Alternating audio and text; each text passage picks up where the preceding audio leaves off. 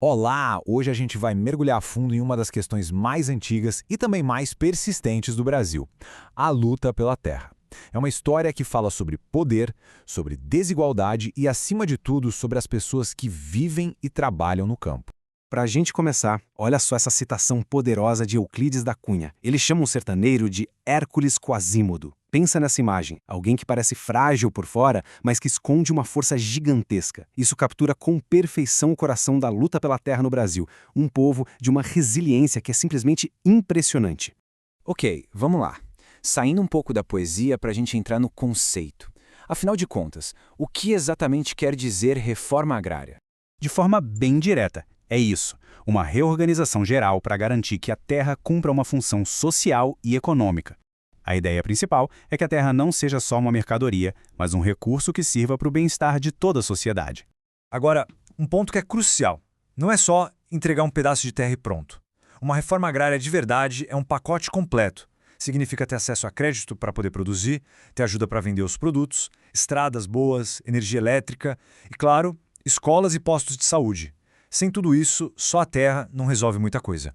E sabe, para não parecer que isso é alguma ideia radical ou exclusiva do Brasil, é importante a gente olhar para fora.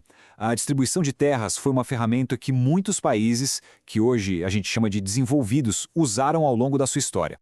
O interessante de ver essa tabela é a variedade de caminhos. Olha lá, nos Estados Unidos teve o Homestead Act, que foi chave para a expansão para o oeste. Na França, a Revolução Francesa virou o jogo, pegando terra da nobreza. E no Japão e na Coreia do Sul, depois da Segunda Guerra, a solução foi outra: botar um limite bem rígido para o tamanho das propriedades. Métodos diferentes, mas com um objetivo bem parecido. Então vamos voltar para o Brasil, porque aqui essa questão se tornou um dos grandes centros dessa luta global.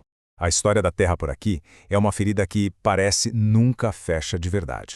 E se a gente for procurar um ponto de virada, um momento decisivo, a gente chega na Lei de Terras de 1850. Pensa bem, até ali, o acesso à terra era mais informal. Mas essa lei mudou as regras do jogo.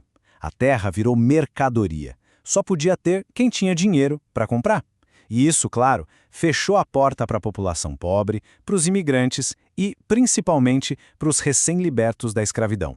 E essa linha do tempo mostra muito bem a consequência direta disso. A lei de 1850 não é só uma data num livro, ela foi o estopim para décadas de violência. Conflitos gigantescos como a Guerra de Canudos e a Guerra do Contestado foram, na raiz, explosões sociais ligadas diretamente a essa concentração de terra e poder.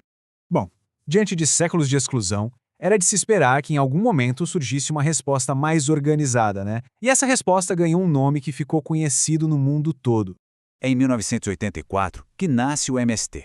A estratégia principal deles, que inclusive depois foi amparada pela própria Constituição de 88, é ocupar latifúndios considerados improdutivos, ou seja, terras que não cumprem sua função social, como uma forma de pressionar o governo a desapropriar e fazer a reforma. E aqui tem um ponto que é fundamental entender porque gera muita confusão. Acampamento não é a mesma coisa que assentamento. O acampamento é a fase da luta, da ocupação, muitas vezes debaixo de lona preta, em condições bem precárias. O assentamento é a conquista, é quando a comunidade se torna permanente, legalizada, e as famílias finalmente podem construir uma vida e começar a produzir. Certo, mas aí fica a pergunta: para além da luta política e das ocupações, qual é o resultado prático disso tudo? O que, de fato, sai dessas terras? 27 mil. Esse número assim, solto, pode não dizer muita coisa, mas é fundamental guardar esse número, porque ele representa algo realmente surpreendente sobre o que vem depois da luta pela terra. Lembra dos 27 mil? Então, são 27 mil toneladas de arroz orgânico, em uma única safra. É isso mesmo. Os assentamentos da reforma agrária ligados ao MST se tornaram o maior produtor de arroz orgânico de toda a América Latina. É um dado que, convenhamos, quebra muitos estereótipos e mostra um modelo de produção que é, ao mesmo tempo, de larga escala e sustentável. Pois é, mas apesar desses sucessos, o conflito está muito, mas muito longe de acabar. A tensão no campo brasileiro continua altíssima e as razões para isso são bem complexas. Os obstáculos são gigantescos. Existe uma oposição política muito forte no Congresso, a famosa bancada ruralista. O sistema judiciário é extremamente lento para julgar os casos. A grilagem, que é a falsificação de documentos para tomar terras públicas, continua sendo um problema crônico. E, claro, a violência, que muitas vezes é executada por milícias privadas. E os números são alarmantes. Olhando para o gráfico, fica claro que a violência não diminuiu. Na verdade, os últimos anos tiveram alguns dos maiores picos de conflitos no campo em décadas. Estamos falando de mais de 2.000 confrontos por ano, que envolvem não só a posse da terra, mas também disputa por água e denúncias de trabalho análogo à escravidão. A situação, longe de se resolver, continua crítica. E o palco principal desse conflito mudou de lugar. Hoje, o epicentro é a Amazônia. A expansão da fronteira agrícola e o garimpo ilegal estão diretamente ligados ao desmatamento e à invasão de terras protegidas como território indígena Yanomami. Isso coloca em risco não apenas os povos originários, mas um ecossistema que é vital para o planeta inteiro. E tudo isso nos deixa com uma pergunta final, que é urgente.